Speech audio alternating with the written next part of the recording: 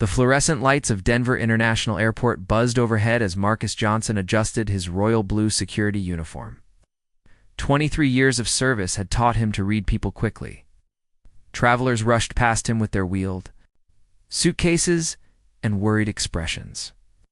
But something about the small figure approaching his checkpoint made him pause. A little girl, no more than 7 years old, walked slowly toward the security line. Her long brown hair was neatly braided, and she wore a pink dress that looked expensive but wrinkled, as if she had been traveling for hours. What caught Marcus's attention wasn't her appearance, but her eyes. They held a sadness that no child should carry. She pulled a small purple suitcase behind her, struggling with its weight.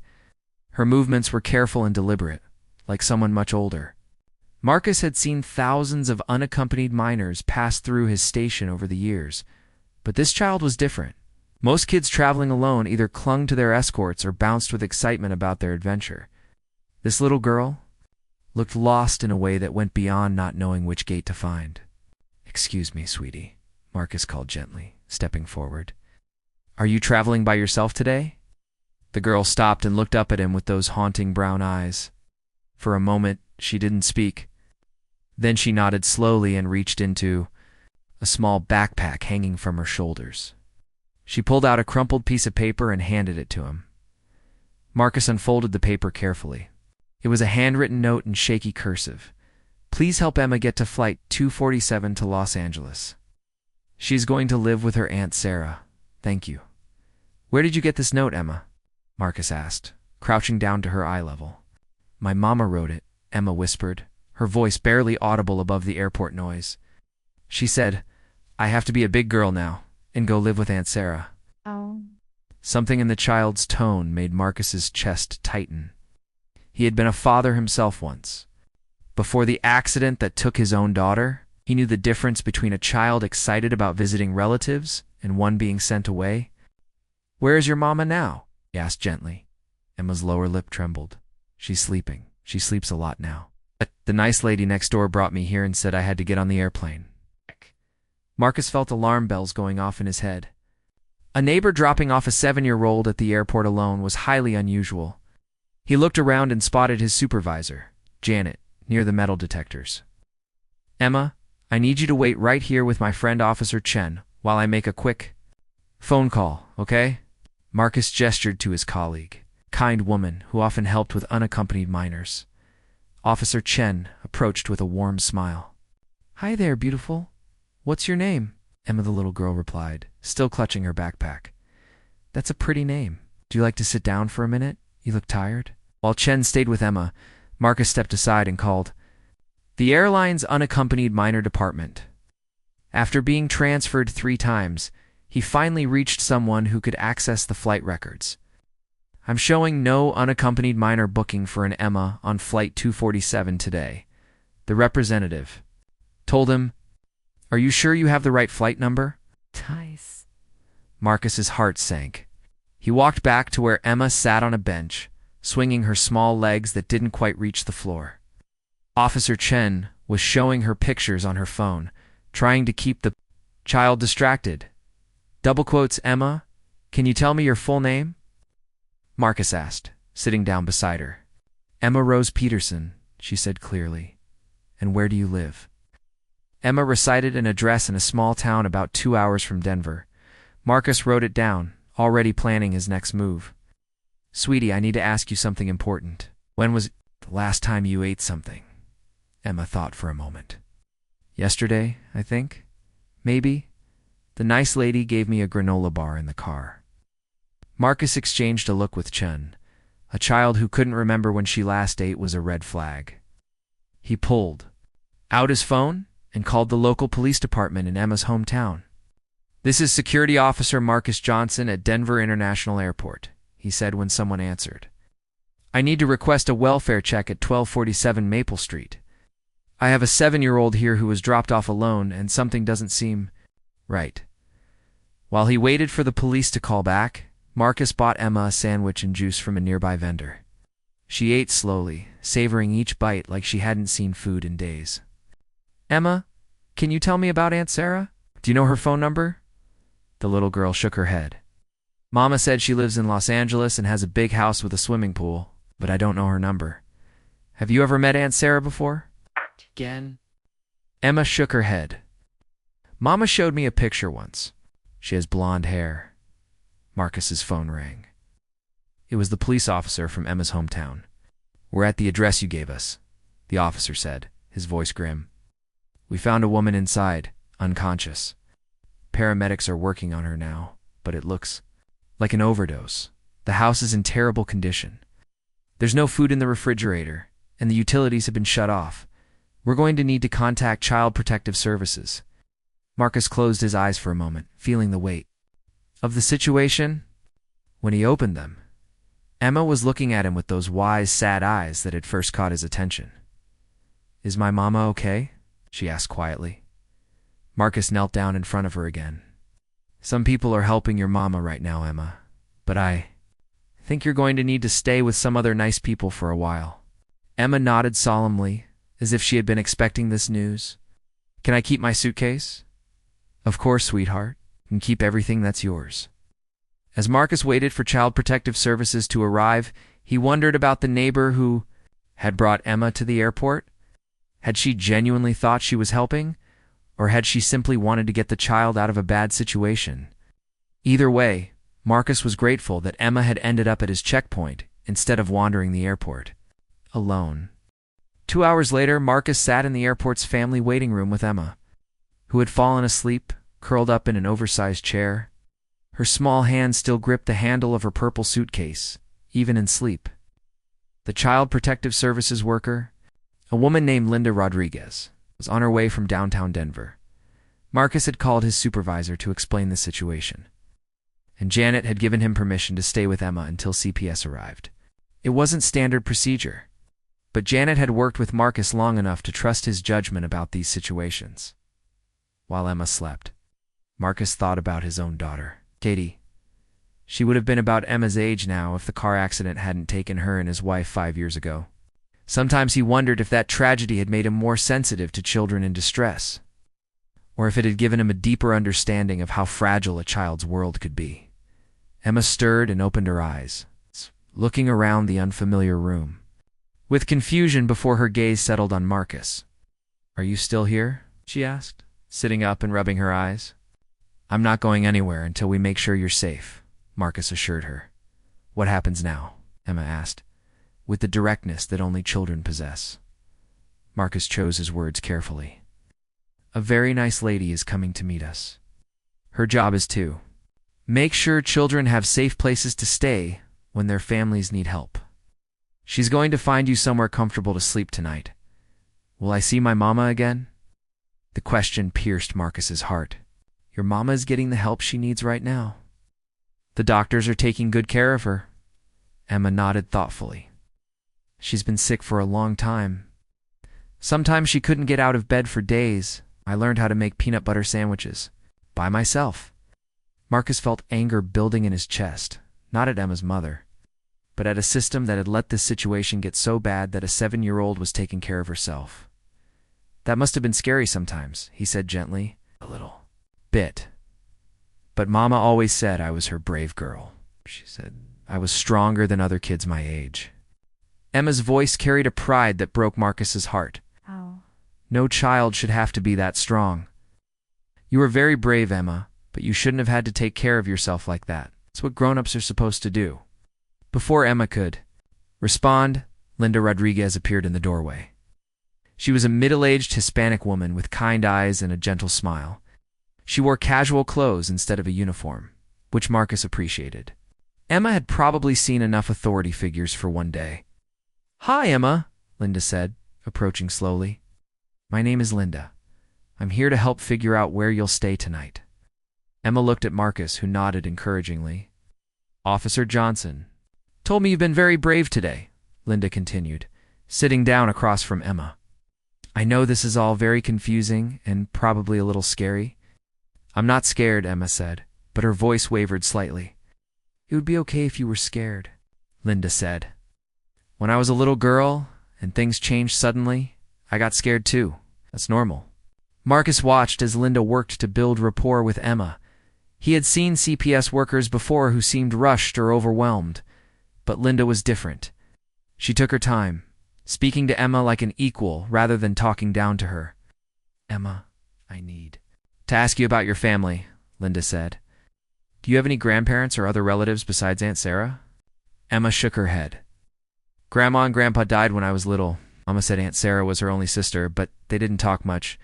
Do you remember Aunt Sarah's last name?" "Peterson, like me and Mama, but Mama called her Sarah Beth sometimes." Linda made notes on her tablet.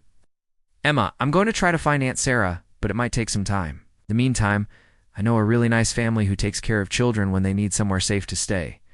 They have a dog named Buddy and a big backyard." The first time since Marcus had met her, Emma showed a flicker of interest. "What kind of dog?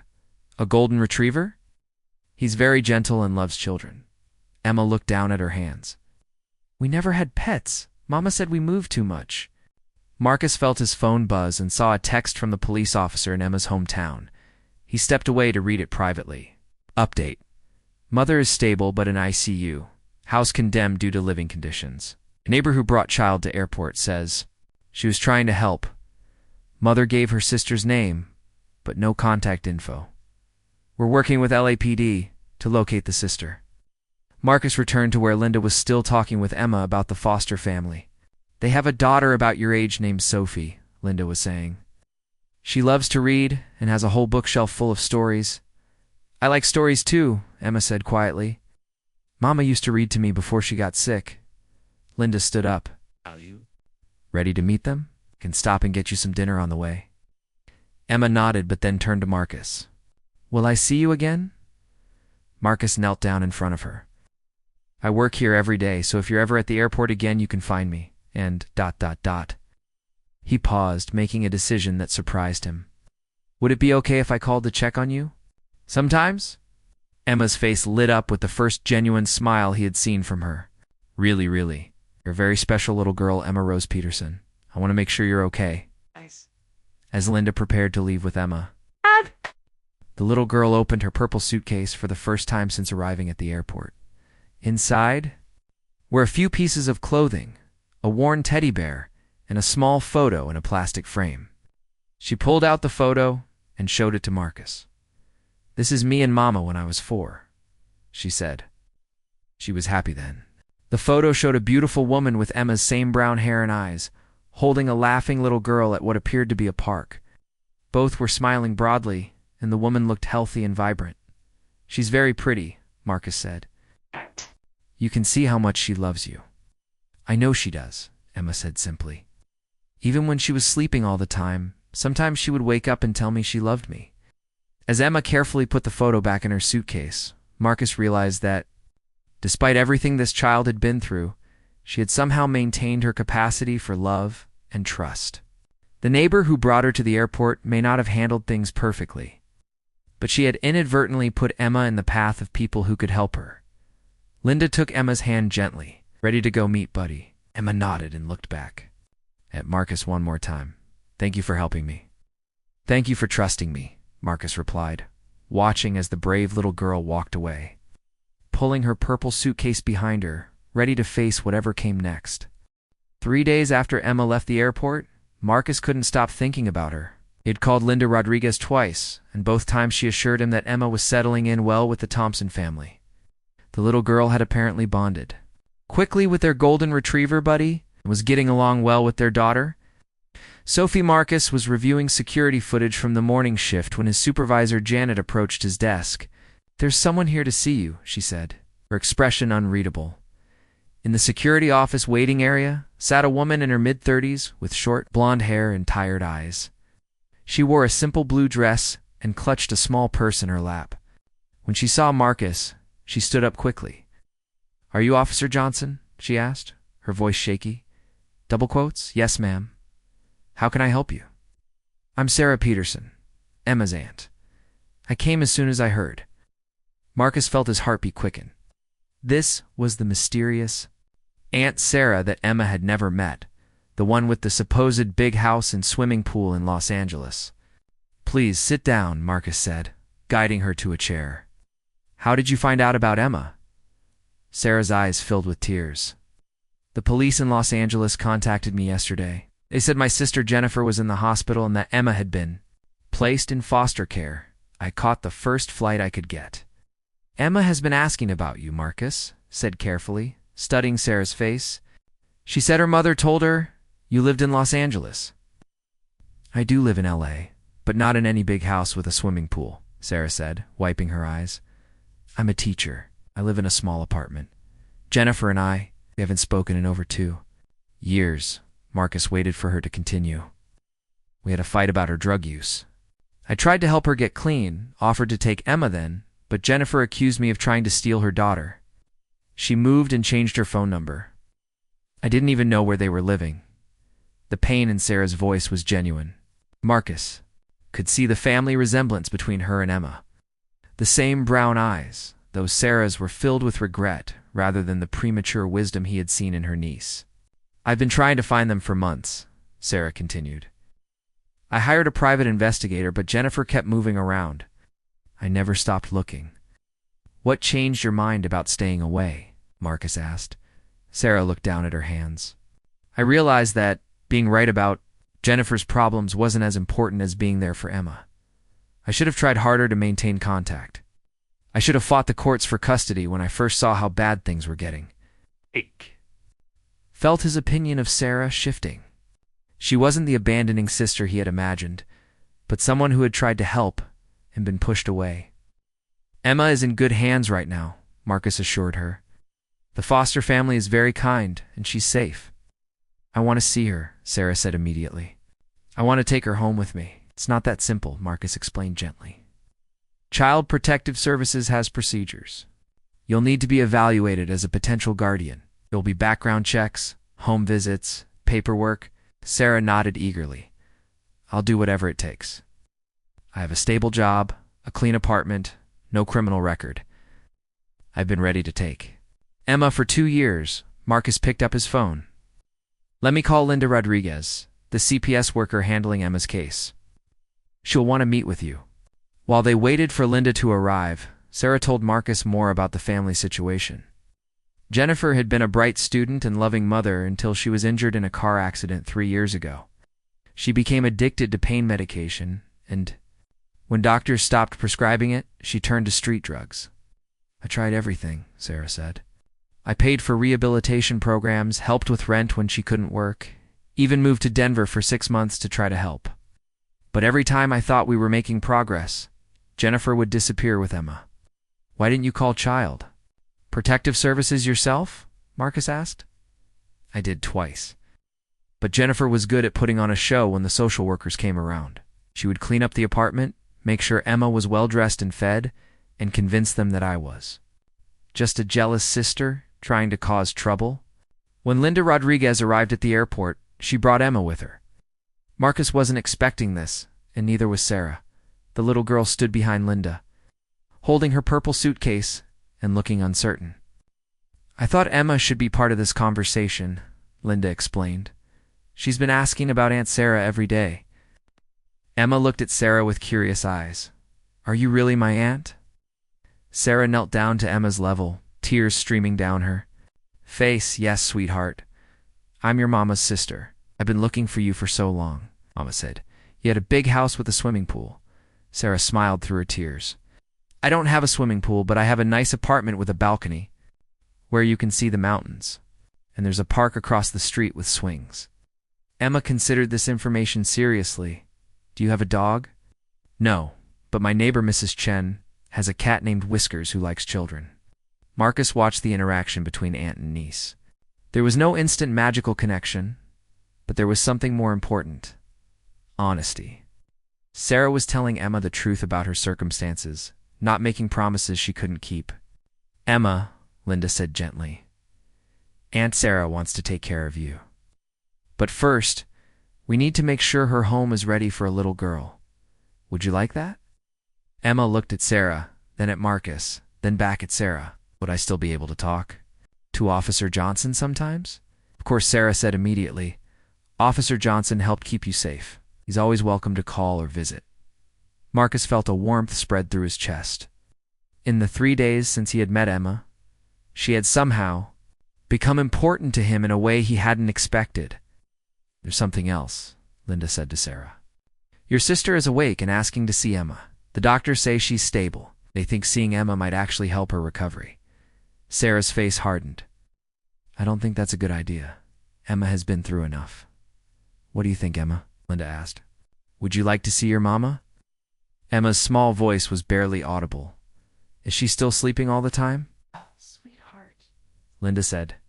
The doctors gave her medicine to help her feel better. She's awake, and she wants to tell you she's sorry. Emma looked at Marcus. What do you think I should do? Marcus felt the weight of her trust. I think, he said carefully, that you should do whatever feels right to you.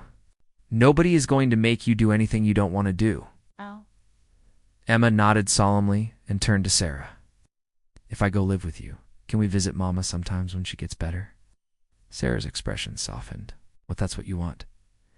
And if the doctors think it's okay, then yes. Then I want to see her before we go to Los Angeles, Emma decided. I want to tell her I love her, but that I'm going to live with you now. The adults in the room exchanged glances. This 7-year-old girl was showing more emotional maturity than many adults Marcus had encountered. The next morning, Marcus drove to Denver General Hospital in his own car. He had asked for the day off, something he rarely did, but he wanted to be there when Emma saw her mother. Linda had agreed that having a familiar face might help Emma feel more secure during what would certainly be a difficult visit. Sarah had spent the night at a nearby hotel. They met in the hospital lobby. Emma sat between them, wearing a yellow sundress that Sarah had bought for her the evening before. Her purple suitcase sat at her feet, as always. Are you nervous? Sarah asked Emma gently. Emma nodded. A little. What if Mama is still sick? Getting better, Sarah assured her. But even if she seems different, she's still your mama, and she loves you very much. Linda Rodriguez appeared, carrying a clipboard and wearing a gentle smile. Good morning, everyone. Are we ready to go up? The elevator ride to the 4th floor seemed to take forever. Marcus noticed that Emma had grown quieter with each floor they passed. When they reached Jennifer's room, Linda knocked softly before. Opening the door, Jennifer Peterson was sitting up in bed, looking frail but alert. Her brown hair, so similar to Emma's, was pulled back in a simple ponytail. When she saw Emma, her eyes filled with tears. My baby girl, she whispered. Emma stood in the doorway for a moment, studying her mother's face. Then she walked slowly to the bedside, still clutching her small backpack. Hi, Mama. Oh, Emma, I'm so sorry, Jennifer said, reaching out to touch her daughter's hand. I'm so sorry for everything. I know you're sorry, Mama. I was scared when you wouldn't wake up. Jennifer's face crumpled. I never wanted you to be scared. I never wanted you to take care of yourself like that. You're just a little girl. Marcus watched from near the door as mother and daughter talked. He could see the love between them, but also the damage that addiction had caused. Emma was gentle with her mother, but there was a distance there that hadn't existed in the photograph she carried. Mrs. Patterson next door said I had to go on an airplane to find Aunt Sarah, Emma explained, but Officer Johnson helped me instead. Jennifer looked over at Marcus with gratitude in her eyes. Thank you, she said simply. Thank you for taking care of her. She took care of herself, Marcus replied. She's the bravest little girl I've ever met. Sarah stepped forward hesitantly. Hello, Jennifer. The two sisters looked at each other for a long moment. Finally, Jennifer spoke. I owe you an apology too, Sarah. You were right about everything, and I was too proud and too sick to listen. That doesn't matter now, Sarah said. What matters is getting you well and giving Emma stability. I want you to take her, Jennifer, said her voice stronger. I want Emma to live with you while I get clean. Really clean this time. Emma climbed onto a chair next to the bed. Mama, I'm going to live with Aunt Sarah in Los Angeles. She doesn't have a swimming pool, but she has a balcony. Jennifer managed a weak smile. That sounds perfect, baby girl. And I can call you sometimes when you feel better? Every day if you want to, Jennifer promised. I'm going to go to a special place where they help people who got sick like I did. It might take a while, but I'm going to get better. Emma reached into her backpack and pulled out the framed photograph she had shown Marcus at the airport. Want to leave this with you so you remember when we were happy? Jennifer took the picture with shaking hands. This was at Riverside Park. You were 4, and you had just learned to pump your legs on the swing by yourself, I remember. Me really high, and I felt like I was flying. We're going to make more happy memories, Jennifer promised. When I get well, we'll go back to that park. Emma nodded solemnly. I'll be bigger then. Maybe I can push you on the swing. The visit lasted another hour. Jennifer asked Sarah about her life in Los Angeles, her job teaching 2nd grade, her small apartment. Sarah answered honestly, painting a picture of a modest but stable life. Emma will have her own room, Sarah explained. It's small, but it has a big window that faces east, so she'll get morning sunshine. And the school where I teach is just 2 blocks away. Can I go to your school? Emma asked. If you want to. Some teachers don't like having their relatives in their classes, but I think it would be nice to see you during the day. As the visit wound down, Emma hugged her mother goodbye. Get better, Mama. I love you. I love you too, Emma rose. More than all the stars in the sky. More than all the fish in the sea, Emma responded, completing what was obviously a familiar exchange between them in the hallway outside Jennifer's room. Linda spoke with Sarah about the next steps. The paperwork for temporary custody was already in progress, and Sarah's background check had come back clean. They could fly to Los Angeles the next day. I'll need to do a home visit within the first week, Linda explained. And there will be regular check-ins for the first few months. Based on what I've seen, I don't anticipate any problems. That evening, Marcus joined Sarah and Emma for dinner at a restaurant near the airport. Emma had insisted on bringing her purple suitcase, even to dinner. Tomorrow you'll be in your new home, Marcus said to Emma as they shared a piece of chocolate cake. It's not really new, Emma said thoughtfully. Aunt Sarah says it's been waiting for me. Sarah smiled. That's exactly right. Your room has been ready for you for a long time. Officer Johnson, will you really call me sometimes? Emma asked. I promise. Maybe someday you can come visit Denver, and I'll show you all the airplanes. Emma's eyes lit up. I like airplanes. Now, they bring you to people who help you. After dinner, as they walked through the airport toward Sarah's gate, Emma stopped suddenly. I want to leave something here, she announced. She opened her purple suitcase and pulled out a small drawing she had made during her stay with the Thompson family.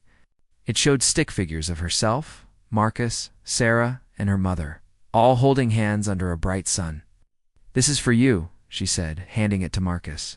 So you remember me? Marcus felt his throat tighten. Emma, I could never forget you. Changed my life. How? She asked with genuine curiosity. Marcus thought for a moment.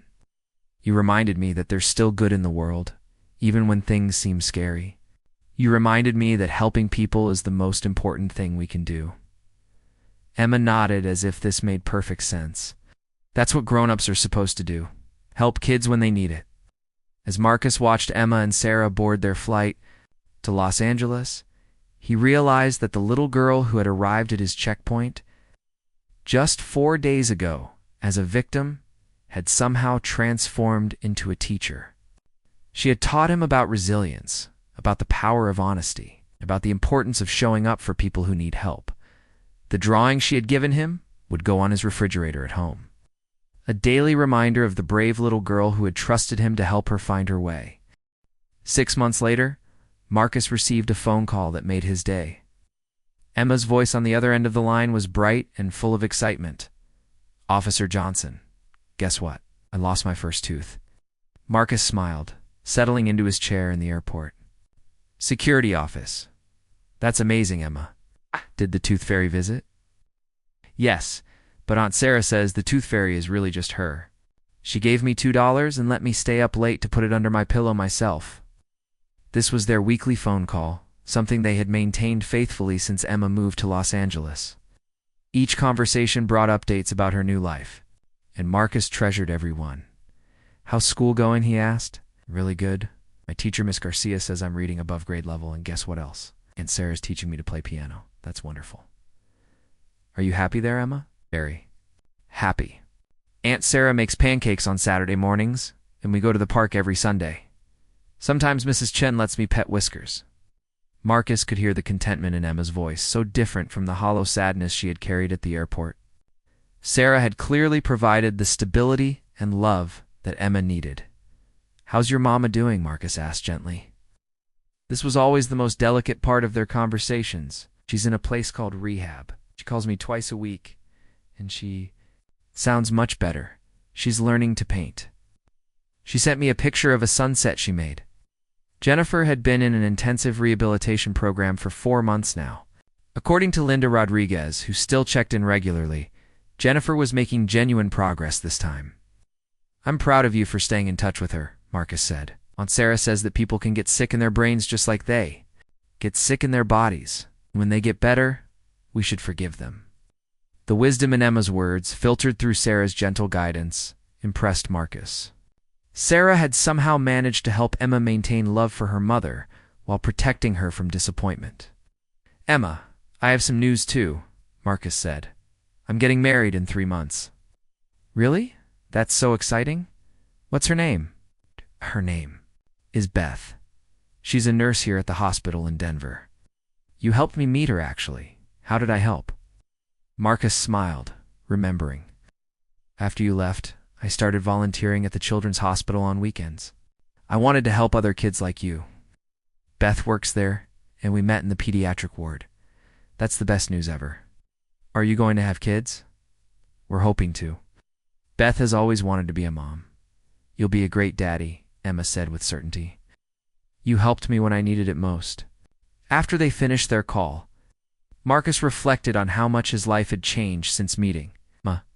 Helping her had awakened something in him that had been sleeping since his own daughter's death. He had started volunteering not just at the hospital, but also at a local organization that helped families affected by addiction. His supervisor, Janet, knocked on his office door.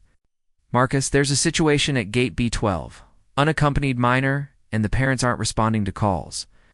Marcus grabbed his radio and hurried through the airport. When he arrived at the gate, he saw a boy about 10 years old sitting alone, tears streaming down his face. "Hey there," Marcus said, approaching gently. "I'm Officer Johnson. What's your name?" "Tyler," the boy sniffled.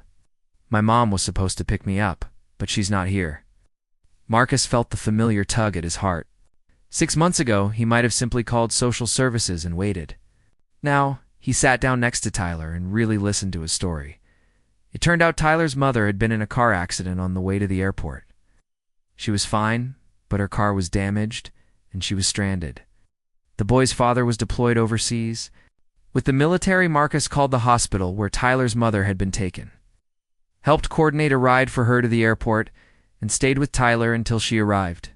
The whole situation was resolved in 2 hours, but Marcus knew that Tyler would remember that someone had cared enough to stay with him during the scary waiting period.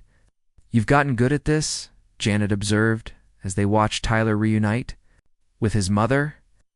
"I had a good teacher," Marcus replied, thinking of Emma.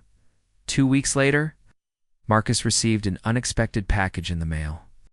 Inside was a hand-drawn invitation decorated with hearts and flowers. "You are invited to Emma Rose Peterson's adoption party. Aunt Sarah is going to be my mom for real now." Marcus stared at the invitation, feeling a mix of joy and surprise. Had mentioned during their last phone call that she was considering adoption, but he hadn't realized how far along the process had gotten. He immediately called Sarah's number. "Marcus." Sarah's voice was filled with excitement. "Yes." "Did you get Emma's invitation just now? Congratulations." "This is wonderful news. The court date is next Friday. Jennifer signed the papers last week. She's doing much better, but she knows that Emma needs permanency and stability. It was actually her idea." Marcus felt a deep respect for Jennifer's decision. It took tremendous love and courage for a mother to choose what was best for her child over what she might want for herself. "How does Emma feel about it?" "She's thrilled. She's been calling me Mom Sarah for practice. The funny thing is, it doesn't feel like we're becoming a family. It feels like we're making official what was already true." "I wish I could be there for the ceremony," Marcus said. "Actually, that's why I'm calling. Emma specifically asked if you could come." "I know it's a lot to ask, but you're so important to her, to both of us." Marcus didn't hesitate. "I'll be there. I wouldn't miss it." The following Friday, Marcus sat in a Los Angeles courtroom, where wearing his best suit. Emma sat between Sarah and Jennifer, holding both their hands. Jennifer looked healthier than she had in the hospital, with clear eyes and color in her cheeks. When the judge asked Emma if she wanted Sarah to be her mother, Emma's response was clear and confident. "Yes, Your Honor, Sarah has been taking care of me and loving me. She makes me feel safe." After the judge signed the papers, Emma hugged Jennifer tightly. "You'll always be my first mama," she whispered. "But now I have Sarah mama too." Jennifer wiped away tears. "That makes me the luckiest mama in the world. I get to share you with someone who loves you as much as I do." At the small celebration afterward, Emma pulled Marcus aside. "I'm really glad you came," she said. "I wanted you to see that everything turned out okay." "I can see that, sweetheart. You look so happy." "I am happy. And Mama Jennifer is getting better. She has a job now at the rehab place, helping other people who got sick like she did." Marcus looked over at Jennifer, who was talking quietly with Sarah. The two sisters seemed to have found their way back to each other through their shared love for Emma. "Emma, do you remember what you said to me at the airport? About how grown-ups are supposed to help kids?" Emma nodded. "Odd. You helped me remember that. You made me want to be better at helping people." "Good," Emma said matter-of-factly. "That's what friends do." As the celebration continued, Marcus watched this little girl who had somehow managed to heal not just herself but her entire family. Emma had forgiven her mother's mistakes, embraced her aunt's love, and even inspired a stranger to become a better person. Later that evening, Sarah walked Marcus to his rental car. "I can't thank you enough for everything you did," she said. "If you hadn't stopped Emma at the airport that day, if you hadn't cared enough to dig deeper, Emma would have found her way," Marcus said. "Kids like her always do. They're stronger than we give them credit for." "Maybe. But she found her way because someone cared enough to help. That matters." As Marcus drove to the airport for his flight back to Denver, he thought about the ripple effects of that day 6 months ago. Emma was now in a loving, permanent home. Jennifer was in recovery and had found purpose in helping others. Sarah had become the mother she was meant to be, and Marcus himself had rediscovered his passion for helping others. 3 months later, Marcus stood at the altar of a small church in Denver, waiting for Beth to walk down the aisle. The front row sat several children from the hospital where he volunteered, including a little girl named Sophia, who reminded him of Emma. When the minister asked if anyone had anything to say, Marcus hadn't planned to speak, but he found himself stepping forward. "6 months ago, I met a little girl who taught me that helping others isn't just something we should do. It's who we are at our best. Today, I'm marrying a woman who has devoted her life to healing children. Together, we want to build a family based on that same principle of caring for others." After the ceremony, Marcus's phone rang. It was Emma, calling from Los Angeles. "I heard you got married today," she said excitedly.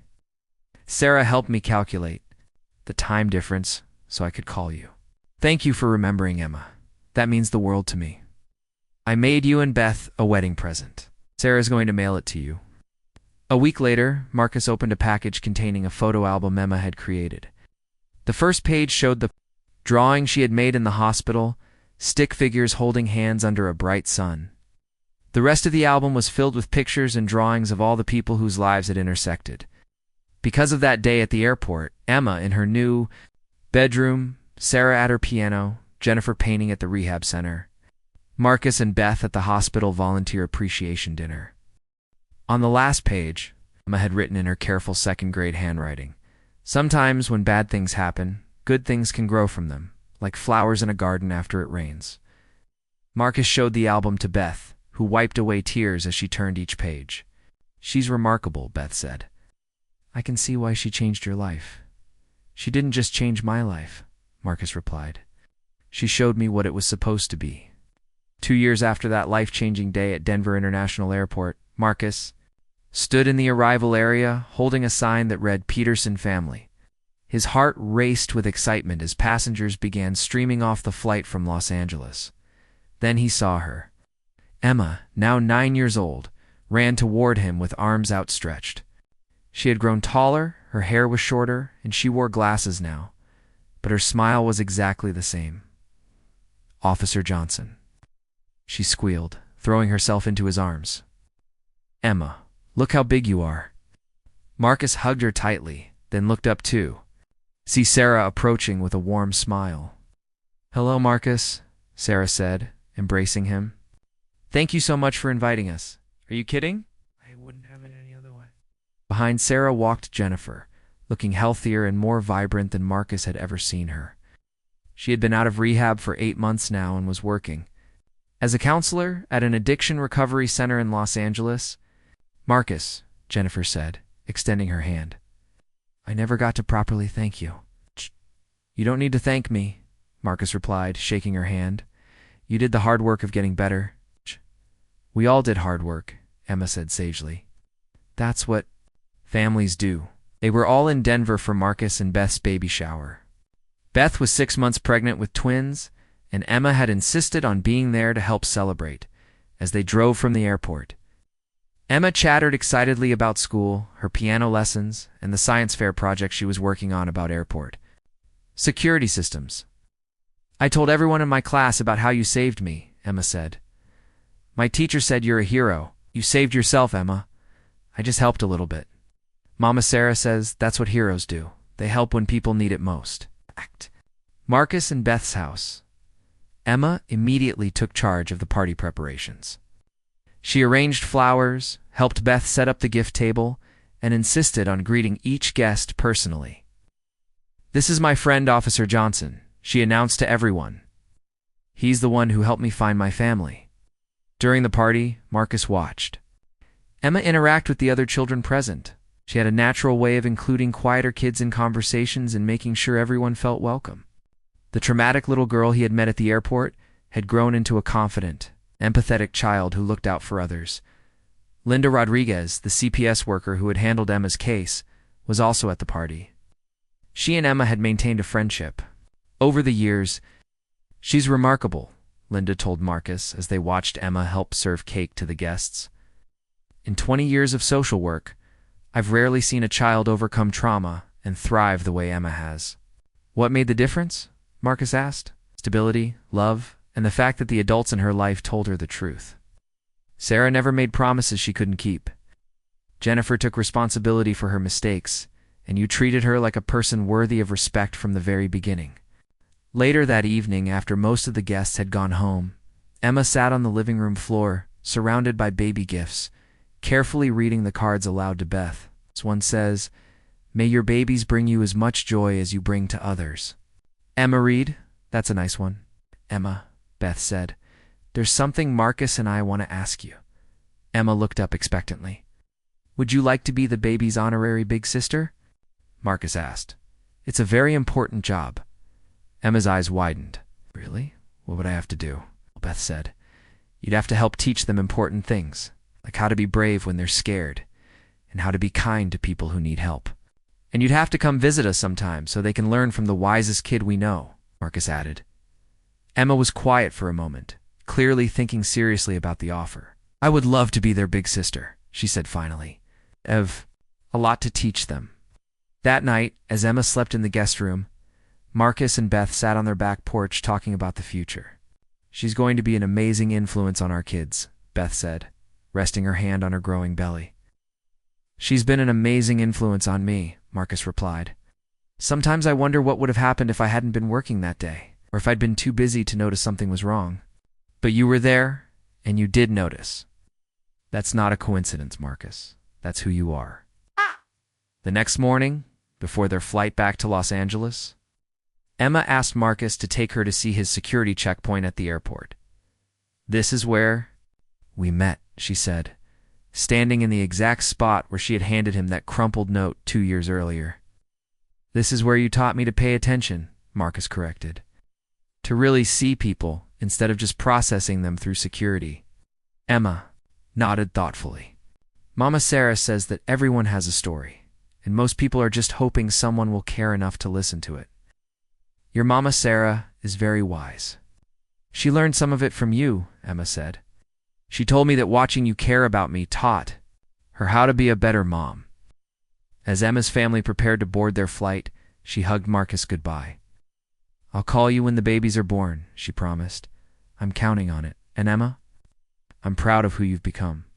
I'm proud of who you've become too, she said seriously. You went from being a good person to being a great person. 3 months later, Marcus's phone rang at 3 a.m. It was Emma, calling from Los Angeles, where it was midnight. The babies are here, she announced excitedly.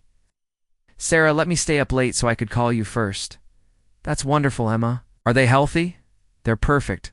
1 boy and 1 girl. Beth said to tell you she's tired but happy, and that the babies can't wait to meet their honorary big sister. What are their names?